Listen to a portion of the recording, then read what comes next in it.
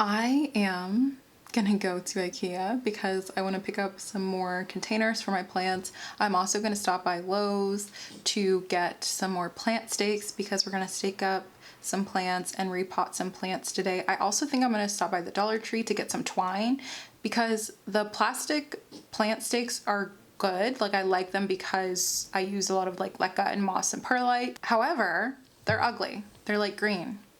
So I want to at least wrap like the top part with the twine. And I'm all like, the one thing that I'm definitely going to be repotting, I'm not even sure that I should, but I think I'm just going to go for it, is my Anthurium Queen. One of them. It's the medium-sized one that I got from Equigenera, and it's starting to grow a new leaf. But I think what has taken it so long is the fact that the pot that I put it in is so huge. So the plant has been focusing on root growth instead of this new foliage. So I feel like I need to repot it into something smaller, and then I'll have that glass free.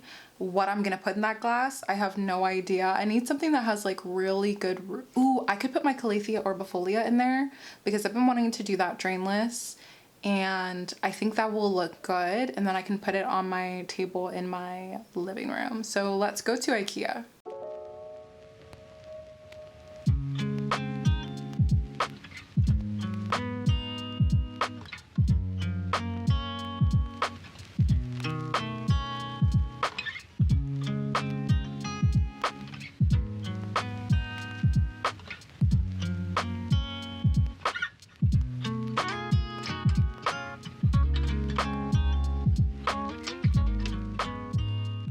Don't laugh. Seriously.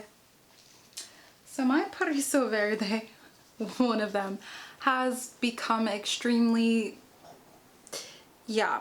So we're gonna repot it today, and I'm going to make a moss pole. I want to do it rather quickly because the sun is going down and I really like using natural light for my videos anyways, but I'm going to repot this.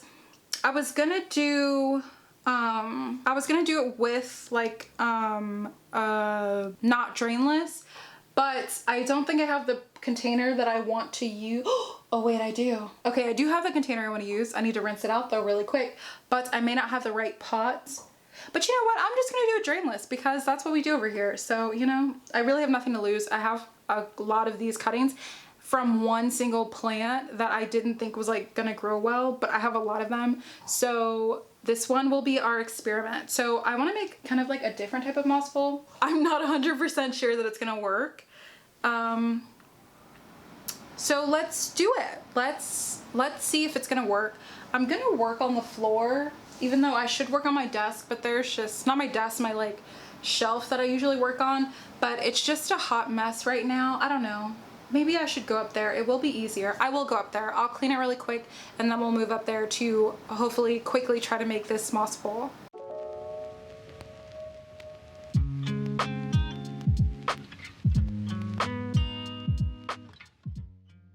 Now I'll take you through the process of what I did to make and fail at this moss pole. So I used the netting that I had, and I cut a unmeasured piece, not really a good effort in my measuring, and then I realized it was too wide, so I used my scissors and I cut it in half because I wanted a thinner type of moss pole. So that's why I had to cut it to a thinner size. And then what I did is line it up with the clear liner, and honestly I should have used like a marker and a ruler and lined it up that way instead of just going by eyesight, because it was challenging to keep the line straight, and you can see me really struggling with cutting this liner. I thought it would be easier, so next time I'll probably use an X-Acto knife. Afterwards, I used my 3-hole punch to punch holes in the sides of the clear liner so that I could line it up with the clear netting. And I got one hole through, but I had to like cut off a little bit. And then I was like, okay, let me try again on the other side because it kind of got stuck. And you can see me really struggling with it. And I ended up ripping it, so that kind of pissed me off. And then I was like, okay, let me try again. And I ended up taking my hole punch apart and realized how the plastic was getting stuck in the cutter part. and I ended up trying it, I think 2 or 3 more times, and it just ripped the bottom, and that was a bad idea, and I should have just used a single hole punch. I'm very frustrated here, you can see. So what I decided to do was just use my little scissors, and I cut them in a diamond shape up the sides of both sides of the clear liner. Why I did a diamond shape, I have no idea. I couldn't tell you. Maybe I thought it was easier to cut instead of trying to cut a semicircle. Either way, it worked out. I think if I would have been more organized and going into this moss pole, it would turn out better. And I'm definitely going to try again. And the one that I have, like, I can still use it, but you'll see what the issue is at the end of this voiceover and why I kind of like made it janky. So after I finished cutting, I used the zip ties and I tried to tie like from the back, if that makes sense, to basically save on zip ties, but it didn't end up working because it kind of morphed the shape of the moss pole that I was going for. So what I ended up doing was just using 2 zip ties on each side of the pole. So I think I did like 1, 2, 3, 4, 5, 6, I don't know, maybe like 8, 6, 8, 10, I have no idea. But once I got them into the holes, it was pretty easy to get them all really secure. But I would probably use the shorter zip ties next time, but these are just the ones that I had on hand, and I didn't want to go out and buy some more if I didn't really need them. But I would have liked to use the shorter ones for this. And here I tried to put the pole attached with a zip tie to the netting because I thought it would stabilize it more, but honestly it just made it worse. I think it made it really weird. So then I cut off all of the zip ties because obviously I don't want those sticking out because they're really long, and I cut them as short as I possibly could. But you can kind of see how the shape of the moss pole is really morphed, and I think that has a lot to do with me zip tying that pole to the netting. So like I said, I would not do that again, or I would try to make it more lined up. Like I was kind of rushing for literally no reason at all.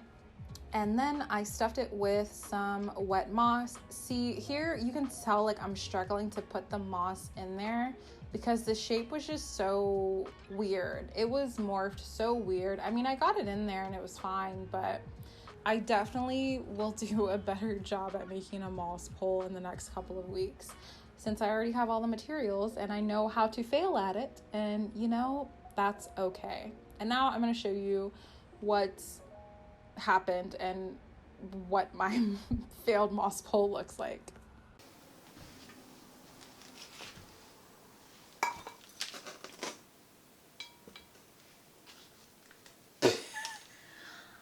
What the fuck? Oh, hell no. Oh, hell no. This shit is not gonna work. What the fuck? Oh, hell no. That is absolutely not gonna work. Well, this was a fail. This was a fail. So, we're not gonna do this, but that's okay. We're still gonna repot that Paraiso Verde, and then I'll just stick it on a steak without the added attempt at making a moss pole.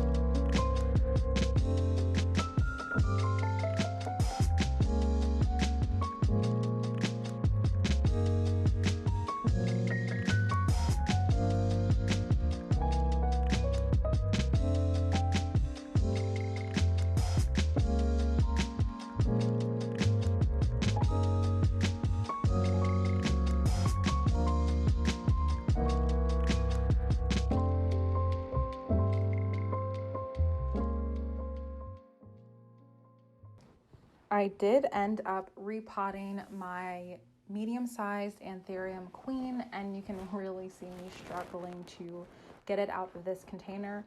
Even though I do love this container, and I do feel like I will put another plant in, it's just the Anthurium queen. I knew it was growing this new leaf a couple days ago. It popped up, and I realized I'd rather repot this now while it's growing this new leaf, and this will be the first one since it's been in my care for the last couple of months. The smaller one I have already grew a new leaf. It's working on another new leaf, and the big one hasn't grown a new leaf, but the roots are working their way down to the leca in my drainless method, so I feel like a new leaf will be coming soon. But anyways, this pot in particular is very massive. It's a huge container that I got from IKEA, and I would just rather repot this queen now instead of waiting until a bunch of leaves grow and I can't even get through the lid of the plant because the shape is just so odd. But like I said earlier in the video, I wanted to repot this now because I realized how much work this plant is having to do with having to focus on growing roots and really filling out that space rather than new foliage. I think that's why it took so long.